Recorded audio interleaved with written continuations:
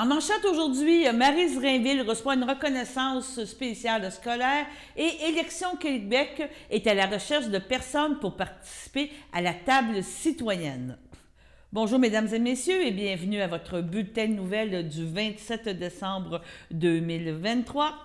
Ici Daniel Yvon en remplacement de Alain Bellumeur pour ce vendredi au bulletin de nouvelles. Commençons par une nouvelle qui concerne Maryse Drainville. Madame Drainville, qui est originaire de la Visitation de l'île du Port. Madame Drainville travaille à l'Académie Antoine Manceau et elle s'implique depuis plus de 28 ans dans un concours que l'Académie présente cette année. Cet événement d'envergure de l'établissement s'adjoint au programme secondaire en spectacle à ses débuts il y a près de 20 ans et Madame Drainville a reçu, elle a été récipiendaire de reconnaissance spéciale scolaire. Donc, félicitations à Madame Drainville pour son implication. On continue maintenant avec Élection Québec qui souhaite recruter 10 citoyennes de 16 ans et plus pour siéger sur son conseil de table des citoyens. Les personnes choisies contribueront aux réflexions de l'institution sur diverses questions se rapportant au système électoral québécois, comme la participation électorale, le vote par Internet et l'éducation à la démocratie. Cette forme d'engagement citoyen est particulièrement importante, la participation électorale représentant un défi depuis plusieurs années. Pour favoriser une juste représentation de la population, Élection Québec s'assurera de la diversité du profil des membres, notamment en matière d'âge, de genre, de profession et de répartition géographique. Le mandat des personnes choisies sera d'une durée de 10 ans et les amènera à participer au moins à 4 rencontres d'échange. Aucune connaissance, aucune expérience préalable n'est nécessaire pour participer. Élection Québec souhaite avoir le point de vue de personnes de tous les horizons. Les membres recevront de la documentation avant chaque rencontre afin de se familiariser avec les thèmes abordés. Au cours des rencontres, ils auront des discussions et des délibérations afin de formuler des avis à Élection Québec. Les personnes intéressées ont jusqu'au 10 février 16h30 pour permettre leur candidature. Mise sur pied en 2017, la table citoyenne est composée de 12 membres qui donnent leur opinion de façon impartiale et non partisane dans l'intérêt de la population québécoise. 2 membres ayant participé au mandat de 2019-2021 de la table ont accepté de poursuivre l'exercice jusqu'en 2023-24, leur mandat étant renouvelé une fois.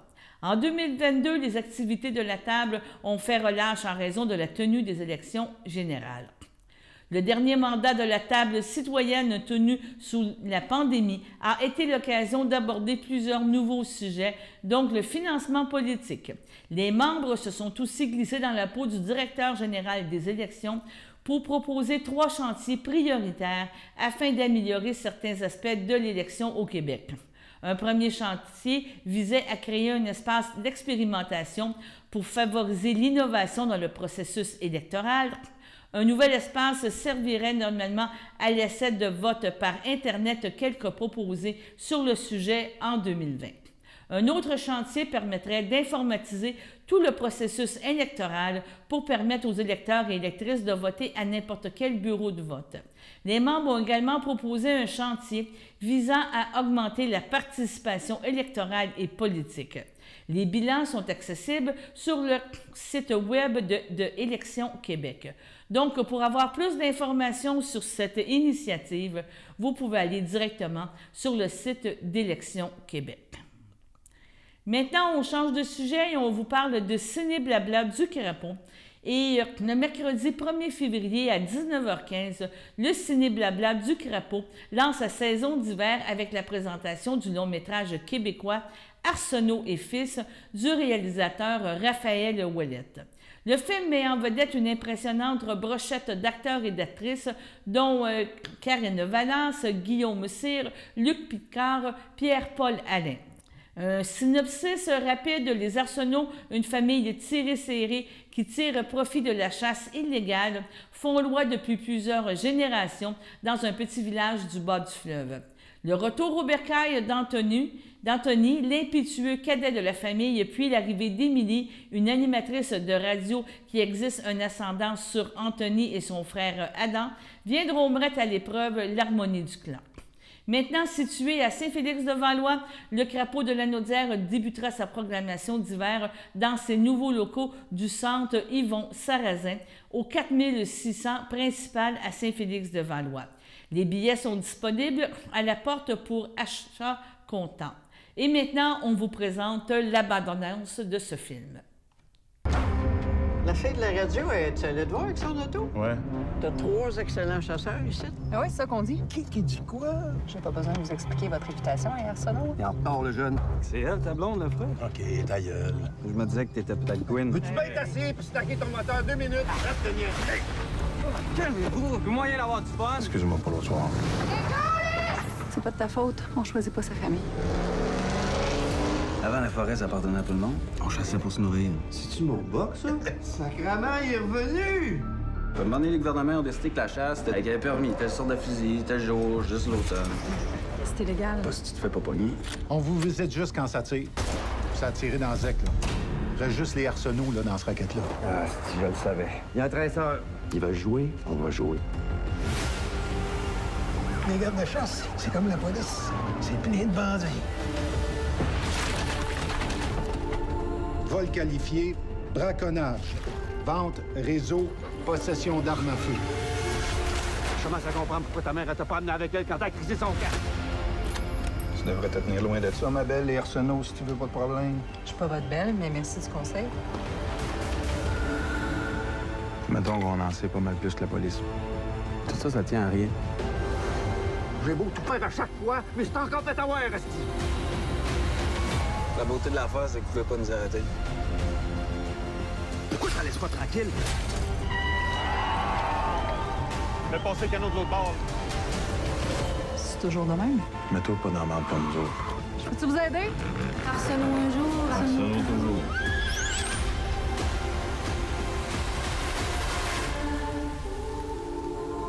On est des bandits, hostie.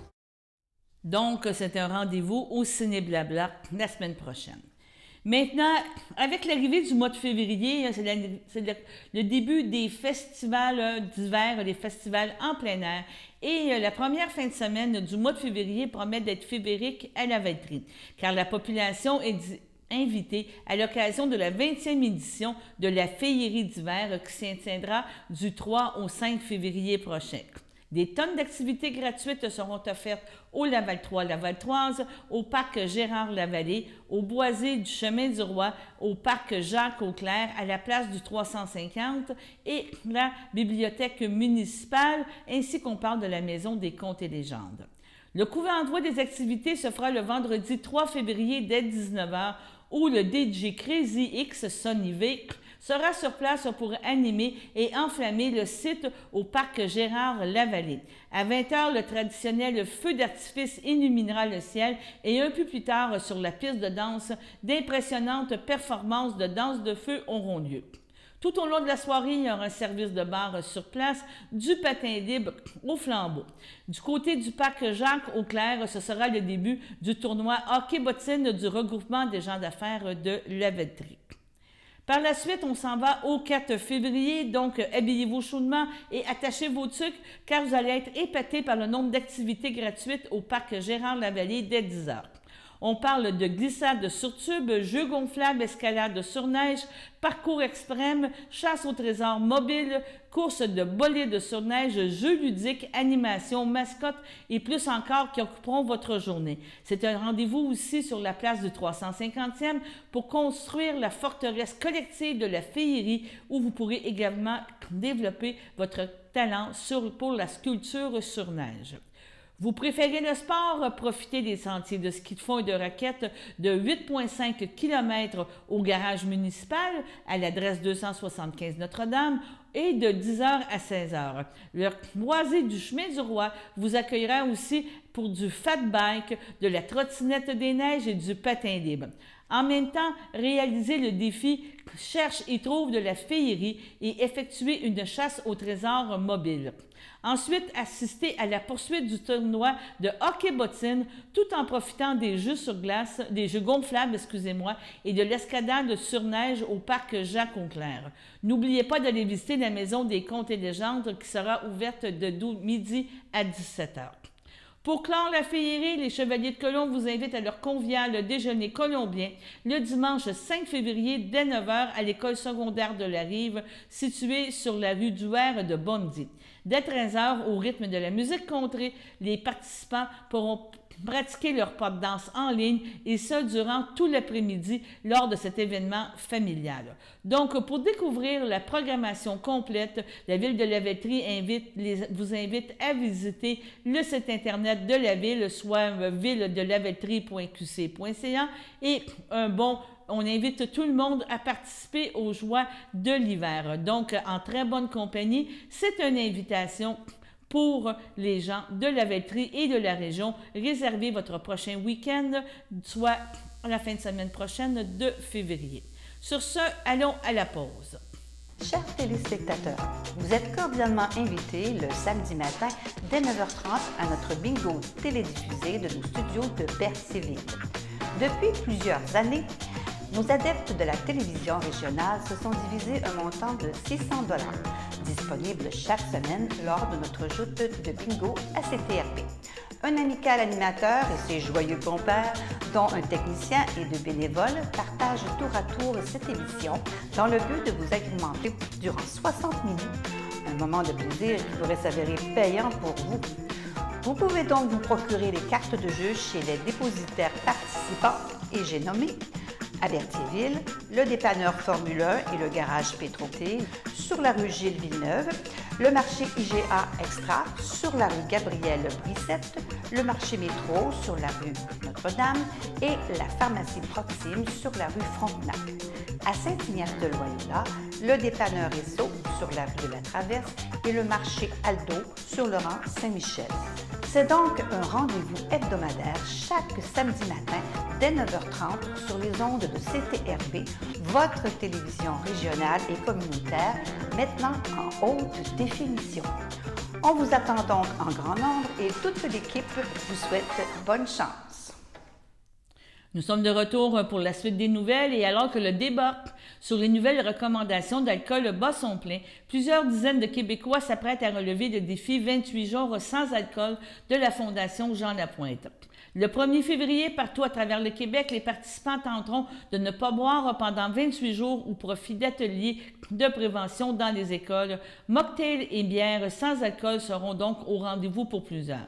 C'est le temps de vous inviter encore à vous inscrire pour mieux découvrir la place de l'alcool dans votre vie et ça pour un coût de 28 $ et les dons seront versés dans le programme de prévention des dépendances auprès des jeunes.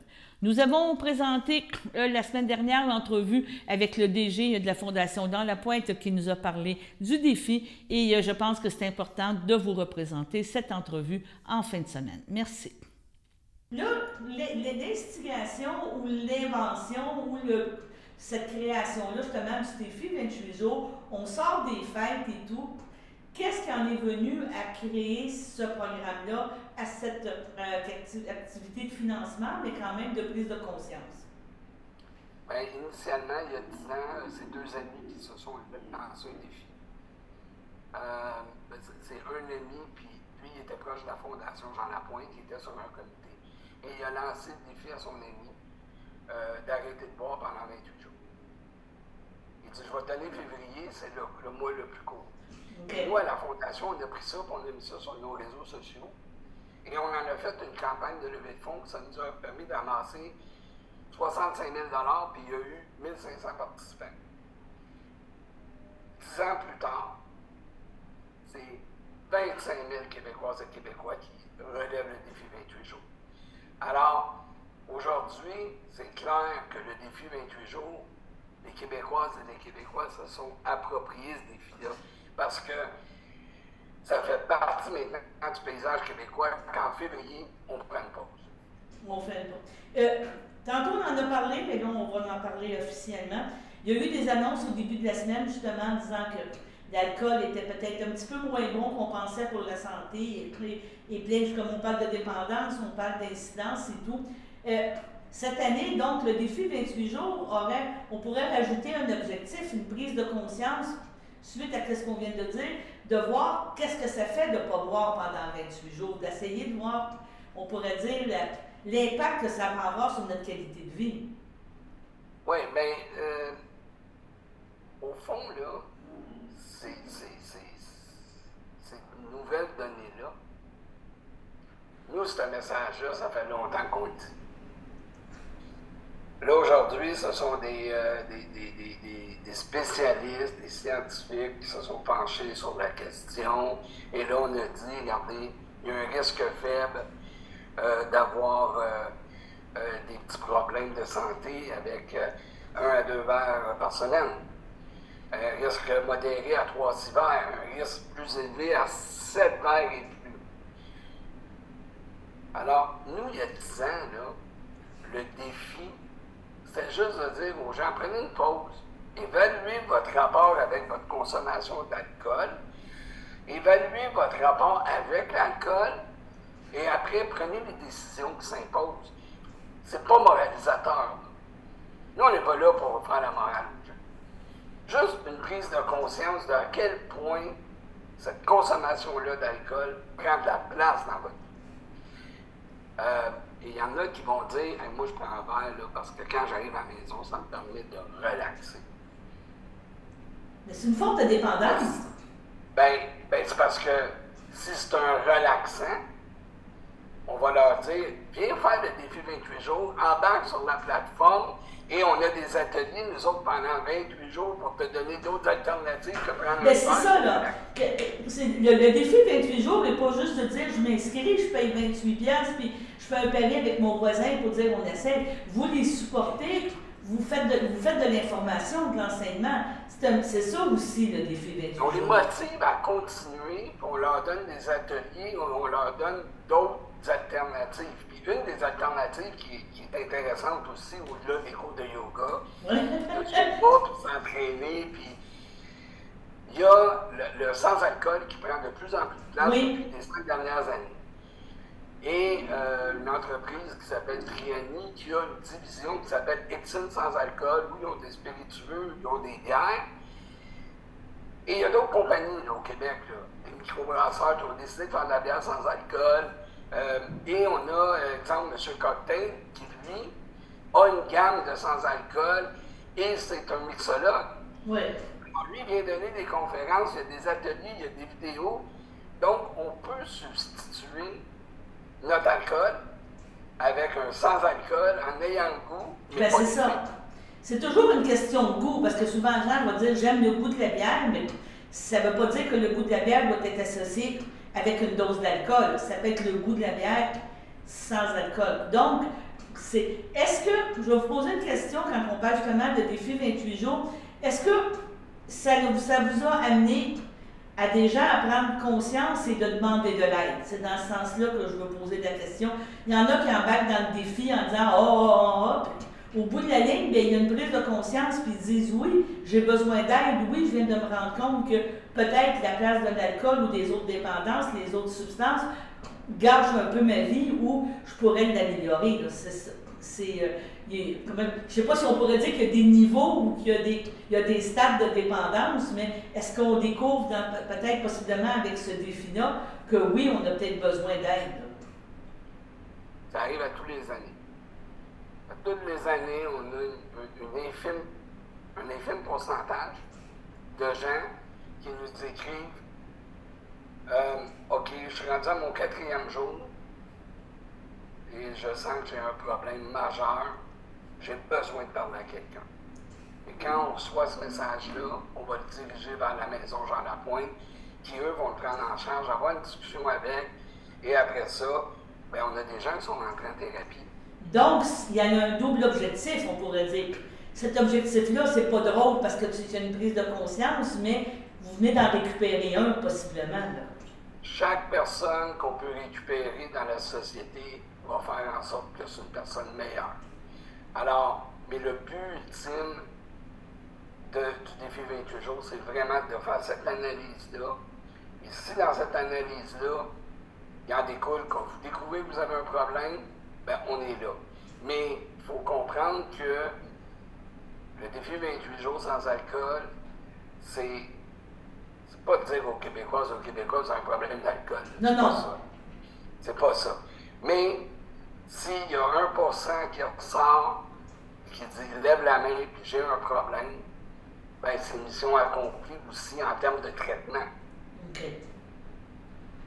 Donc, si on résume, les gens ont jusqu'au 1er février pour s'inscrire, parce que on parlait qu'il y avait justement un concours. Si vous donnez un montant de 128 $, il y a des prix, justement, un coffret cadeau de produits sans alcool. Est-ce que c'est encore en vigueur ou on est en retard un peu? On devrait se décider comment ça fonctionne. Vous ne serez jamais en retard. Vous pouvez relever le défi jusqu'à la dernière semaine. OK. Ça vous tente de nous donner 128 $ pour faire une journée, bien tant mieux. Mais nous, on a ouvert les préinscriptions à partir du 6 janvier. Alors là, les gens sont en train de monter leur équipe pour se motiver, pour se faire motiver, pour se faire encourager. Il y a différents niveaux pour pouvoir relever le défi. On peut arrêter de boire la semaine, on peut arrêter de boire la fin de semaine, ou on peut arrêter pendant 28 jours complets. Et là, après, les gens peuvent aussi, quand ils payent 128 $, vont recevoir une boîte cadeau avec tous les produits Exxon sans alcool, prêts à boire, le gin, la bière, et vont recevoir aussi un reçu de don de 30 $. Okay.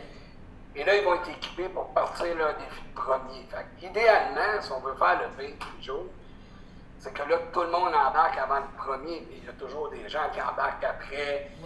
Ça a été un peu plus long de monter leur équipe. Ils sont toujours bienvenus. Les boîtes cadeaux, il y en a juste 1000. C'est une édition limitée.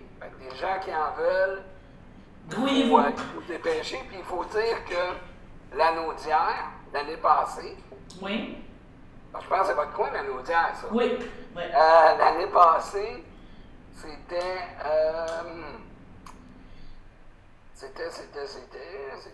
excusez-moi, là, je cherche mes données, 1392 participants et ils ont ramassé 62 278 $. Donc, il faut battre ça cette année.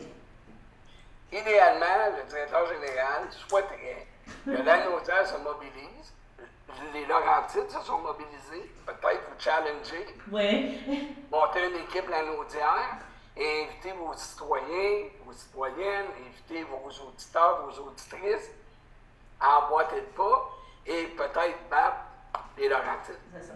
Et je mettrais peut-être un autre point, le faire aussi, pas parce qu'on veut, mais le faire en l'honneur de M. Lapointe qui est décédé à la fin de l'année 2022. Ça soit peut-être juste une motivation pour reconnaître son travail, pour reconnaître ce qu'il a fait. Ça peut être une autre sorte de motivation de vous aider. Là. Absolument. Moi, aujourd'hui, maintenant, on appelle ça l'œuvre de Jean Lapointe. La maison et la fondation, c'est son œuvre. Alors, les gens peuvent nous aider aussi à faire perdurer cette œuvre-là. En contribuant ou en relevant le défi, parce qu'il y a des gens qui ne peuvent pas relever le défi. Ils ont le droit. Ils peuvent nous faire un don aussi sur quand même, oui, c'est ça. défi28jours.com. C'est ça. Bon, bien, je vous remercie beaucoup, M. Maranda. Peut-être on se reparlera à la fin du défi, voir les impacts, puis voir l'implication. Ça serait très intéressant d'avoir un post-mortem de cette campagne-là. Puis on va vous suivre, on va participer à ce défi-là avec cœur et enthousiasme. Merci de l'intérêt et on dit aux gens de l'Anaudière un bon défi et de ne pas oublier de s'inscrire sur la plateforme défi28jours.com. Bon, ben d'accord, mais je vous remercie beaucoup. Merci.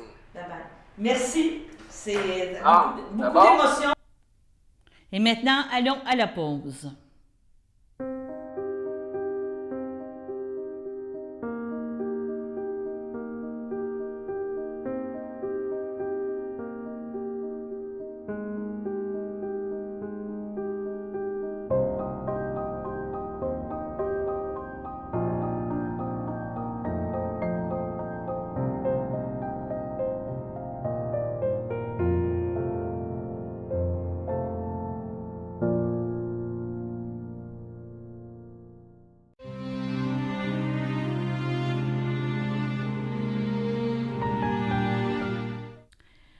À la Villa Berthier, le 14 janvier, à l'âge de 93 ans, est décédé M. Florian Rondeau, époux de feu Lisette Baribeau, demeurant à Berthierville.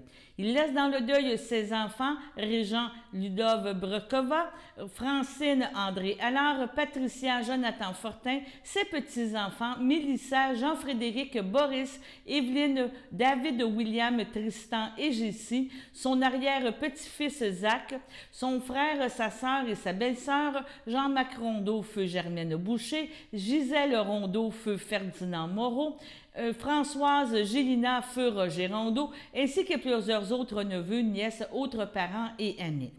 La famille vous accueillera le 28 janvier dès 11h au complexe funéraire Efterio de Berthierville. Suivra une liturgie le même jour à compter de 14h30 à la chapelle du complexe. M. Rondeau sera inhumé au cimetière de Berthierville à une date ultérieure. Au CHDL de Saint-Charles-Borromée, le 16 janvier, à l'âge de 63 ans, est décédé M. Jean Bellemare, fils de feu Bertrand Bellemare et de feu Marie-Rose Fafard, demeurant à Saint-Barthélemy. Il laisse dans le deuil ses filles, Cindy Léonie Bilodeau, Audrey Ghislain Brûlé, Fanny Maxime Bellil, ses deux petits-enfants Edmond et Jules, sa sœur Nicole Bellemare Jean-Guy Boisjoli, son filleul, son neveu et sa nièce, ainsi que plusieurs autres parents et amis. La famille vous accueillera le samedi 28 janvier dès 11h à l'église de Saint-Barthélemy. Suivront les funérailles en ce lieu même dès 14h. M. Bellemare sera inhumé au cimetière de Saint-Barthélemy à une date ultérieure. Et maintenant, allons à la météo.